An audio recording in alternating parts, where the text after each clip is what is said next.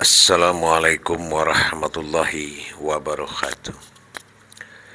Alhamdulillahirabbil alamin. Assalatu wassalamu ala rasulillahi ajmain. Amma ba'du la nabiyya ba'dah ibadullah wa ittaqullah ya mujahidina wa tahirin.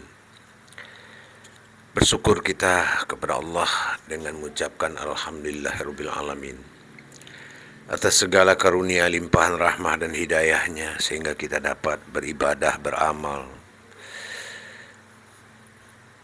Salam dan selawat kita tidak akan pernah kita lupakan. Marilah sama-sama kita sampaikan kepada junjungan kita Nabi Allah akhirul zaman Rasulullah Muhammad sallallahu alaihi wasallam. Para hadirin, para pemirsa, para jemaah yang menyaksikan tayangan channel kita Buya Pasaman Timur dalam makom Majelis Zikir Ma'rifatullah Jakarta Utara. Insyaallah pada tayangan berikut ini saya akan berbagi pengetahuan dalam tausiah pendek ini dalam rangka meningkatkan iman dan takwa kita kepada Allah sehingga terlepas dari sifat mempersekutukan Allah, ketidaktahuan jalan dan tidak terbukaan daripada rahasia Allah.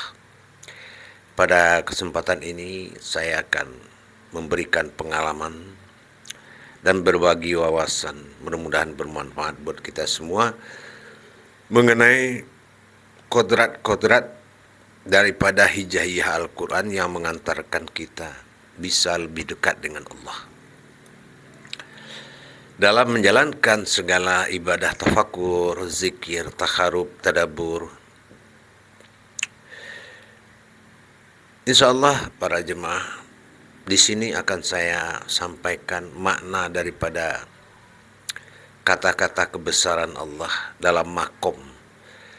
Boleh dikatakan huruf-huruf makom Allah.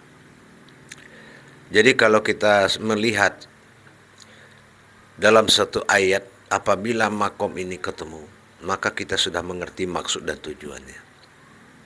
Ini rahasia penting.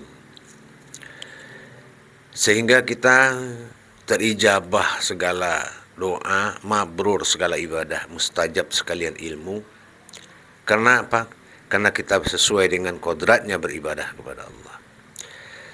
Hijaiyah itu adalah lafaz ha, hi, dan hu. Ha, hi, hu. Nah, disinilah harus kita paham penempatan baik dari awal atau belakang huruf atau ayat atau di pertengahan atau tiga-tiganya ketemu dalam satu ayat atau dalam satu kata. Berarti kita sudah paham makna yang dimaksud oleh Allah. Kenapa? Sama seperti kita mengenal desa, kota, dan provinsi. Nah, seperti itu. Jadi kita sudah tahu makom ayat itu setelah kita tahu kodrat yang tiga ini. Nah, saya akan memperkenalkan kodrat tiga ini. Kalau kita bertemu dalam huruf ha atau kalam ha, nah, la ilaha, laha. Nah, laha ini adalah sifat nyata bagi Allah. Tiadalah yang nyata, la ilaha. Nah, laha ini adalah sifat nyata, jatuhnya kepada perhitungan Adam, jasad atau zohir bagi Allah. Atau alam, sifatnya alam. La ilaha, Allah, la ilaha. Nah, kalau umpamanya kita bertemu dengan kata atau kalam hi, nah, inna lillahi, nah, lillahi ta'ala, lillahi, pemberian, lahi. Lahi ini adalah ha berhodam alif, itu dinamakan hi. Hi itu adalah hidup, hayat. Nah, ini pasti makomnya rohani. Pegangannya adalah, tujuannya adalah Muhammad, keumatan. Nah, itu bersifat keumatan atau ibadah. Contoh kita keumatan ini lebih dekat kepada Allah dengan inna lillahi. Nah, Jadi yang kembali itu adalah lahinya Allah. Nah,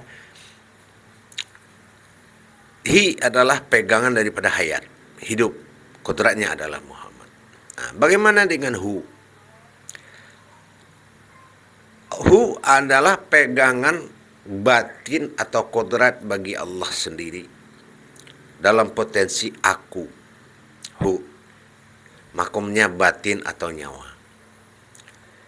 Nah, di sini innama amruhu. Nah, hu contohnya innama amruhu. Kalau hu itu ketemu berarti keakuannya Allah.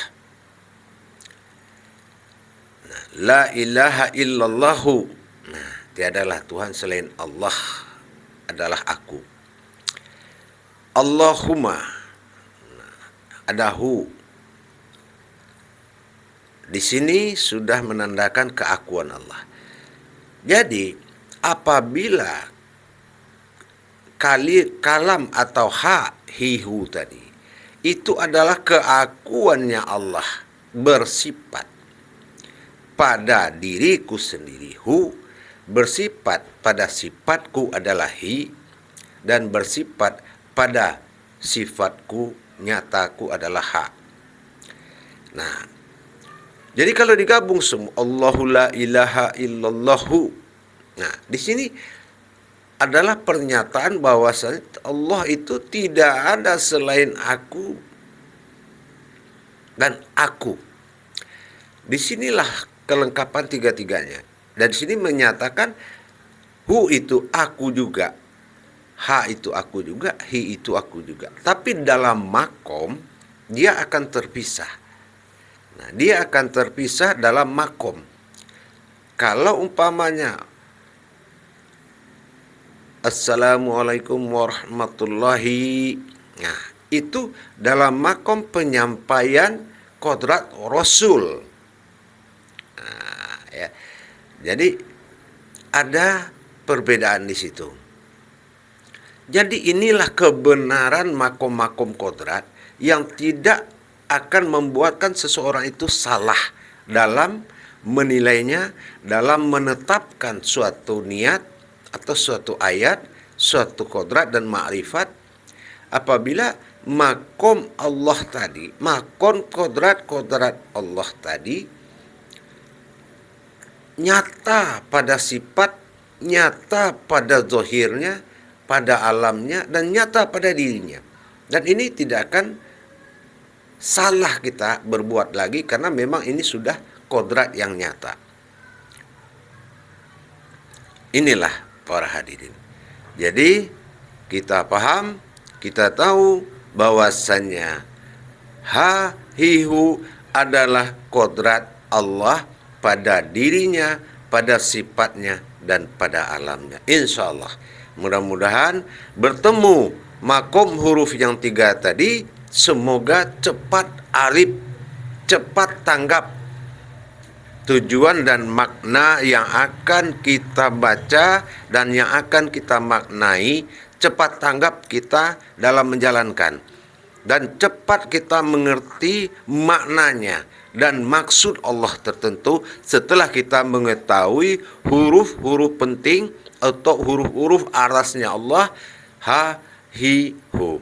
Insya Allah mudah-mudahan bertambah wawasan dan baca-bacalah Al-Quran, lihatlah artinya, pasti dia menyampaikan maksud dari kodrat huruf tadi.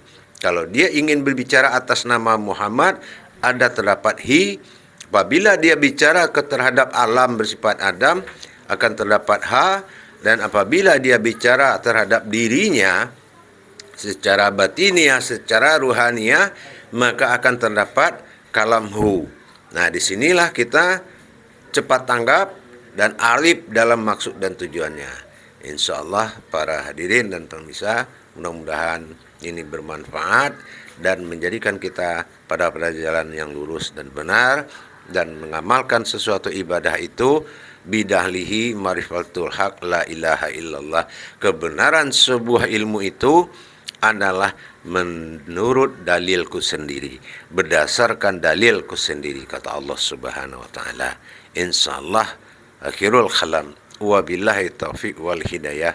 Wassalamualaikum warahmatullahi wabarakatuh.